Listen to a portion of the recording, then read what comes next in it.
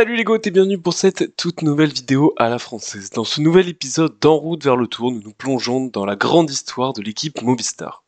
Héritière des équipes Reynolds, Banesto et Caisse d'épargne, l'équipe dirigée par Eusebio Unzué, alors j'espère que je le prononce bien, est une des plus grandes équipes du peloton. L'équipe née en 1980 et est à l'heure d'aujourd'hui une des plus grandes équipes et une des plus titrées, avec donc 15 grands tours remportés grâce notamment à des coureurs comme Pedro Delgado, Miguel Indurain, José María Jiménez, Alex Zülle ou encore récemment Alejandro Valverde et Nairo Quintana. Pour commencer cette vidéo, nous allons revenir sur l'histoire de l'équipe depuis sa création en 1980. L'équipe Movistar, connue à l'origine sous le nom de Reynolds, a été fondée en 1980. Dès ses débuts, elle a su se remarquer grâce à des coureurs talentueux comme Ángel Arroyo, qui a terminé deuxième du Tour de France 83, après le déclassement de Laurent Fignon, Pedro Delgado, autre figure emblématique qui a remporté le Tour de France 1988 et la Vuelta en 1989, amenant ainsi donc les deux premiers grands tours à l'équipe. En 1990, l'équipe a été rebaptisée Banesto avec l'arrivée d'un nouveau sponsor, la banque espagnole Banesto. Cette période a été marquée par l'ère Miguel Indurain, l'un des plus grands champions cyclistes de l'histoire. Miguel Indurain a remporté 5 Tours de France consécutifs de 1991 à 1995 et 2 Giro en 1992 et 1993. Sous la bannière Banesto, l'équipe a également connu des succès avec Abraham Olano, qui est vainqueur donc du championnat du monde sur route en 95 et la Vuelta en 98.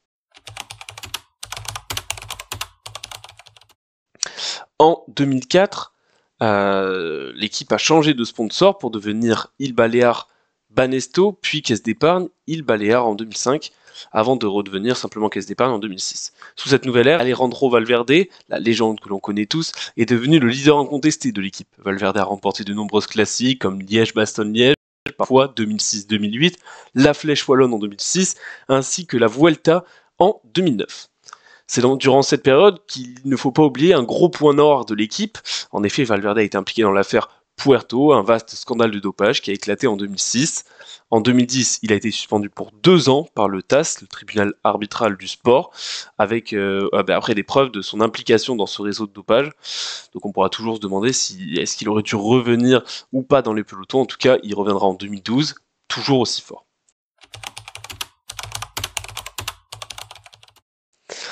L'ère Movistar débute en 2011. En 2011, donc l'équipe change de nom pour Movistar, c'est une société de télécommunications espagnole, et cette première saison est en demi-teinte chez Movistar. Xavier Tondo, nouveau leader de l'équipe pour le Tour de France, meurt accidentellement le 13 mai lors d'un stage en altitude avec son équipe. Il est écrasé par une porte de garage malheureusement. Rui Costa est suspendu pour dopage, puis blanchi et donc s'impose sur ce Tour de France 2011. Donc c'est un bon contraste qui montre bien cette saison 2011 pour l'équipe qui remporte tout de même 21 victoires. Et c'est en 2012 que Nairo Quintana, qu'on connaît tous, le petit grimpeur colombien, rejoint l'équipe et se fait rapidement évidemment remarquer en remportant donc le Tour de Murcie et le Tour de l'Avenir. Valverde continue de briller avec une victoire d'étape sur le Tour de France et une deuxième place sur la Vuelta, ce qui marque son grand retour en force. L'équipe enregistre alors 29 victoires sur cette saison 2012. Et les premières grandes victoires de Quintana arrivent en 2013, avec donc l'équipe d'ailleurs qui remporte 31 victoires. Quintana termine deuxième du Tour de France, remportant également le maillot blanc du meilleur jeune et le maillot à pois du meilleur grimpeur. Rui Costa remporte le Tour de Suisse et devient champion du monde sur route. En 2014, Nairo Quintana remporte le Giro d'Italia, sa première victoire dans un grand tour, marquant donc l'année exceptionnelle de Movistar. Valverde remporte Liège-Bastogne-Liège et termine 4e du Tour de France. En 2015, Quintana termine 2e du Tour de France, confirmant son statut d'un des meilleurs grimpeurs du monde. Valverde termine lui 3e de ce même Tour de France et remporte la Flèche Wallonne pour la 3e fois. L'équipe Movistar est désignée meilleure équipe de ce Tour de France. C'est d'ailleurs un peu une tradition pour la Movistar qui est devenue de nombreuses fois meilleure équipe du Tour de France. 2016 est l'année du triomphe pour Nairo Quintana qui remporte la Vuelta. Valverde, lui, remporte la Flèche Wallonne et termine 3e du Giro Italia. Movistar continue de dominer le classement par équipe sur les grands tours. L'équipe enregistre 35 victoires, soit son record depuis l'arrivée de Movistar. En 2017, les performances sont constantes. Valverde est exceptionnel, il remporte une nouvelle fois la Flèche Wallonne, mais également Liège-Bastogne-Liège. Quintana termine deuxième du Giro d'Italia, montrant une nouvelle fois qu'il est constant sur des courses de 3 semaines. Mais c'est en 2018 que Alejandro Valverde va connaître le Graal en remportant enfin le titre de champion du monde sur route, qui est donc l'une des plus prestigieuses courses du calendrier. Nairo Quintana gagne une étape sur le Tour de France, tandis que Mikel Landa, nouveau venu dans l'équipe, montre de belles performances malgré des blessures. En 2019, c'est une période de transition avec de nouveaux défis pour l'équipe Movistar.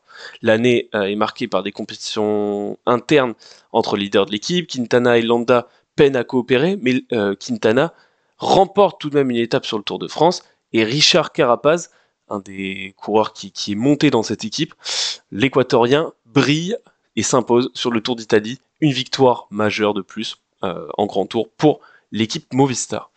2020 est la pire année de l'histoire de Movistar avec seulement 2 victoires. Les départs de Quintana et de Landa font très mal à l'équipe. Et l'équipe doit miser sur un nouveau talent qui est Enric Mas, qui était donc un des leaders de l'équipe Soudal Quick-Step, qui s'en est allé. Marc Soler est également là. Mas termine 5e du Tour de France, ce qui est assez prometteur, mais donc l'équipe ne remporte que 2 victoires dans cette saison du Covid. 2021, c'est l'année du renouveau. Enric Mas confirme son potentiel avec une 6e place au Tour de France et une 2e place sur la Vuelta. Miguel Ángel López rejoint l'équipe et remporte lui une étape de montagne et quitte l'équipe de manière controversée après une dispute lors de la Vuelta qui est toujours assez inexplicable.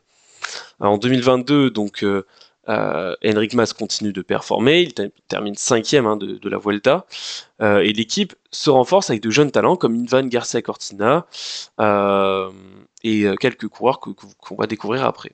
L'année 2023 est assez décevante pour Enric Mas, qui ne confirme pas ses attentes, en tout cas sur les grands tours, vu qu'il ne va pas chercher de podium. Mais on voit tout de même l'émergence de certains coureurs et de certains talents, comme Oyer Lascano, 4 fois vainqueur, ou Ener Rubio qui s'impose sur le Giro, devant Thibaut Pinot, on s'en souvient tous. Donc voilà, ça amène de belles pistes en tout cas pour les années à venir, mais c'est sur la saison 2024 que l'objectif là est clair. Continue à miser donc sur cette nouvelle génération avec les Lascano, mais également Pelayo Sanchez, et profiter évidemment de l'expérience de toujours d'un Enric Mas ou encore d'un Fernando Gaviria.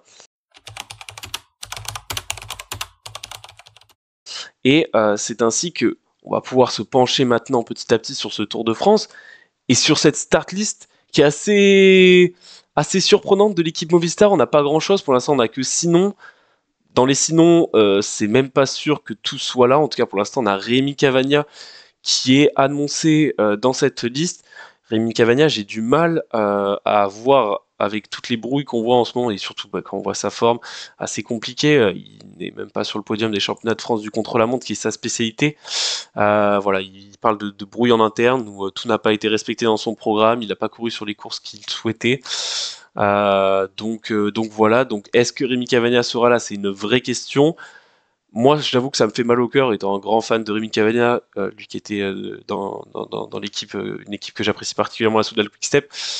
Voir comment il galère cette année, c'est assez triste. Donc, est-ce que le Tour de France pourrait lui faire du bien? Je pense. Maintenant, s'il n'est pas totalement en forme, ça va être compliqué. En tout cas, il y aura aussi Enric Mas. Évidemment, on le connaît tous, Enric Mas. Que penser d'Enric Mas? Il fait un Tour de Suisse correct, mais pas non plus exceptionnel. Il termine 7e du classement général. Il fait pas une grande saison, il n'a pas gagné encore de toute façon cette saison. Il a été assez régulier avec une 5e place sur le Tour de Catalogne, 6e place sur le Tour de Romandie, 7e sur le Tour de Suisse. On lui souhaite pas d'être 8e sur le Tour de France, ça ferait un ordre croissant pas cool pour lui. Voilà, qu'est-ce qu'il va viser, je ne sais pas trop. Évidemment, il sera un des protagonistes. Enric Mas est toujours un des protagonistes au top 5, voire au podium.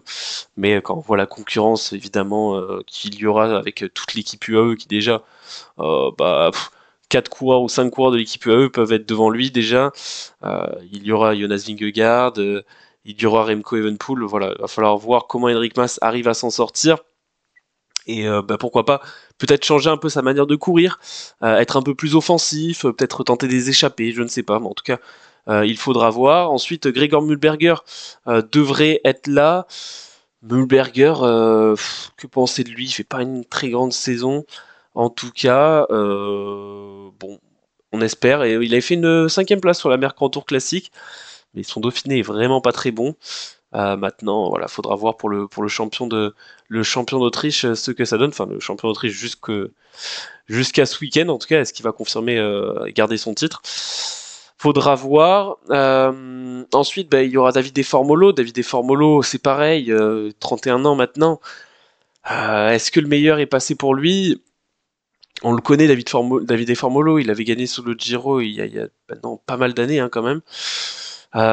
Faudra voir s'il peut aider en tout cas Enric Mas en montagne. Nelson Oliveira, toujours un très bon rouleur, qui est une sacrée référence, qui pourra être là pour aider l'équipe Movistar, qui visiblement n'amènera pas de sprinter, en tout cas peut-être Alex Aramburu, qui est sur la pré-liste, mais je pense pas qu'il aura un train défini, etc. Mais sur les étapes assez punchy, Aramburu qui est d'ailleurs en partance hein, pour l'équipe Arkea normalement, faudra voir ce que ça donne. Ça peut toujours être intéressant hein, de voir Aramburu. Très bon coureur Aramburu hein, qui s'est imposé sur le Tour de Belgique récemment, qui a fait beaucoup de places en plus cette saison, donc faudra voir sur des étapes un peu plus punchy, pourquoi pas. Là, alors bien sûr avec les Mats Pedersen et Jasper Philipsen, ce sera pas facile de s'illustrer, mais à voir. Et ensuite, on se demande si jamais donc ces 6 coureurs sont là, qui on amène en plus. Gaviria, ça m'étonnerait, sachant qu'il a fait le Giro, donc voilà, ça me paraît complètement impossible. Est-ce que Will Barta pourrait être là? Pourquoi pas? Ruben Guerrero qui est out, visiblement d'après PCS, donc ne devrait pas être là. Lascano, on pourrait être en même de l'attendre, sachant qu'il a fait un très très bon critérium de Dauphiné, il fait top 10. Voilà, donc Lascano, moi j'aimerais bien en tout cas le voir, il a bien confirmé avec une nouvelle victoire cette saison. Avec la présence de Pelayo Sanchez et de Rubio sur le Giro, j'ai du mal à les imaginer de nouveau sur le Tour de France. Maintenant, pourquoi pas Mathias Norsgaard aussi, qu'il faudra surveiller, qui est un bon rouleur et qui, pourquoi pas, pourrait apporter un peu sur l'équipe. En fait, c'est assez compliqué. Il y a Ivan Sosa aussi, qui est un éternel espoir finalement. Voilà, ça fait plein de noms, mais pareil, Sosa, il avait abandonné sur le Dauphiné. Donc voilà, faudra voir. En tout cas, on verra bien dans les prochains jours quand la start list sortira de l'équipe Movistar. Beaucoup d'incertitudes sur cette start list.